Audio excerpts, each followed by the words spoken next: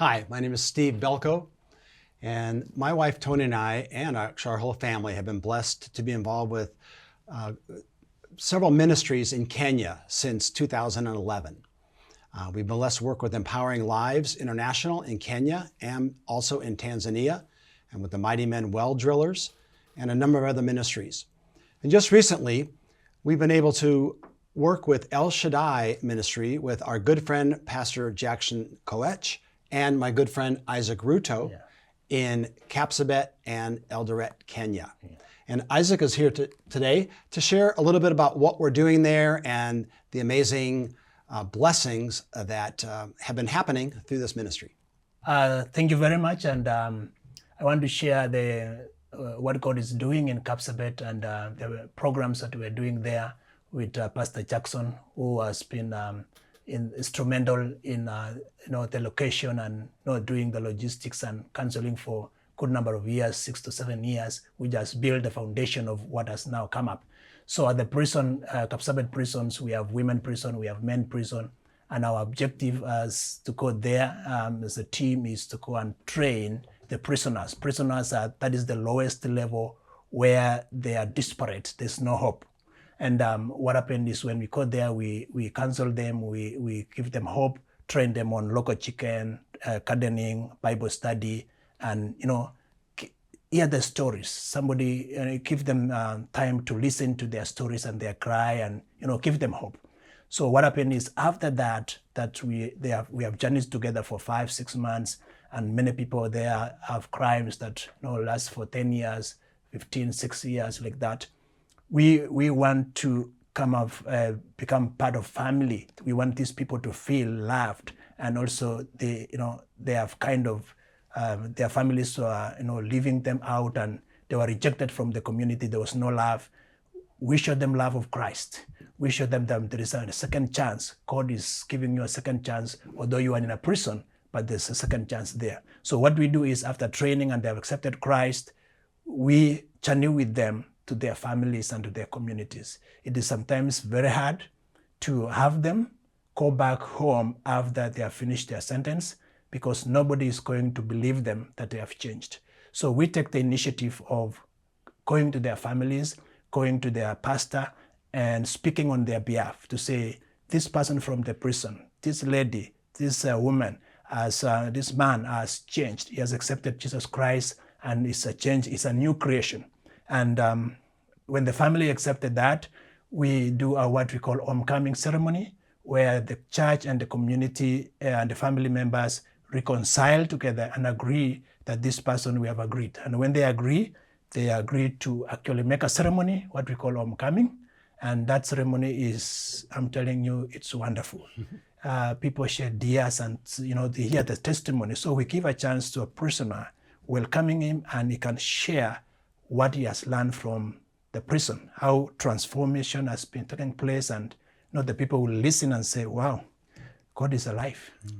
This is powerful. So primarily that is what we do in Kapsabet and Eldoret, and also we partner with the churches and also their families to really go together, mentor them, because when they go home, they have nothing to do.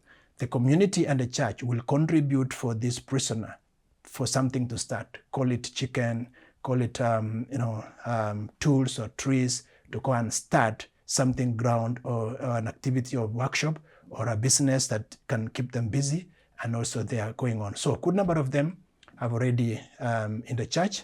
They don't miss church, they go to their church, and they're being mentored to become part of this team as we go for a period of 1 year.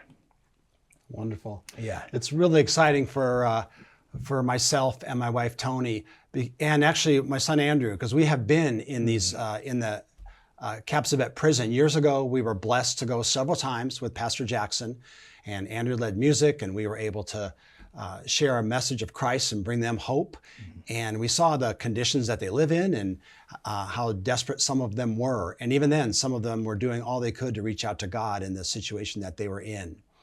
And through Shaddai Ministry, what's exciting for us is that we're able to provide for the trainers, which are volunteers, and the counselors, to go to the prison, work with these people, as he said, go to the villages. Mm-hmm. And when they have the homecomings, it's the village that is putting this on. That's exciting. They come to accept their family member or a village member back into their society, and they're positioned to re-enter their old life, but in a much more positive and better way. And they all get behind it. They love celebrations, and they love celebrating somebody who has given their heart to God and is really looking to start their life anew and move forward. What do you see is one of the big challenges there that you are dealing with, and how are you working through that? A key challenge that we are looking into that part is, having the prisoner released to go home. And that is the hardest part. Being in prison, some of them will, have time, to listen and to listen and to listen. But the biggest challenge is when they are released to go home. Some of them don't even go home because they fear. There is fear, and although they have accepted Christ, they normally fear to go home. They say, please, I ask you to go, before I go, request my family to forgive me of what I do. So that is the hardest part. Most people don't get that one. And some of them end up repeating the crime, and they come back to jail again. But now what we do is we try as much as possible with help of the police officers, the prison officers, and the chaplains there. We go first to the community, we go to the family, we go to the church and ask for forgiveness on behalf of the prisoner. We say, wonderful. Please, on behalf of this prisoner, forgive them. And they say, since you have come and you have shared with us, and we see you are people of, you have the love of God in you, we have accepted. So that is the difficult part. And some of them, when you go there, they say no. So we don't force. We go back again, and then come next time. We also have the local administration come together. We call them, and they say, okay, if the local administration have come, I think these people are very serious. So they accept our request, and we come together as a team, and we partner together, we fellowship together. We have a chai, like that, and they accept. Okay, this thing we have never seen in our village. It's the first one. A prison officer and this team coming to our home to say, forgive that guy. That is the hardest part. So we are working with that, and we are building the community perception. The key thing is the community is not, this is a new thing for the community. To have a prisoner come, dress as a king, we have flowers, there's a ribbon, it's a big ceremony. And so, oh God, this is good. So people say, now they forget everything that this person has done. And when this person share, people change, and people shed tears, because the Bible says we defeat the Satan by the blood of the Lamb and the word of their testimony. So the word of the testimony they speak, people believe because they have spoken. That's amazing. That's awesome. Yeah. Share one. You shared a little bit about follow-up and how you help them stay on the right track once they are back home. Once they are back home, we give them about 3 months, because some of them have been out for 10 years. Things have changed. Maybe the house has, dislocated and everything. Maybe it was the husband who was in the jail, the wife have gone away. So what happened is we give them time for the family to, reorientate themselves as a family, because they have accepted. So we want to give time family to, if it is the wife who is away, they go and bring the wife. If it is, it was a lady who was in prison, maybe the husband was, drinking and is over, doing these other things. So we give time the family and the community to handle that now by themselves, and it become part of us.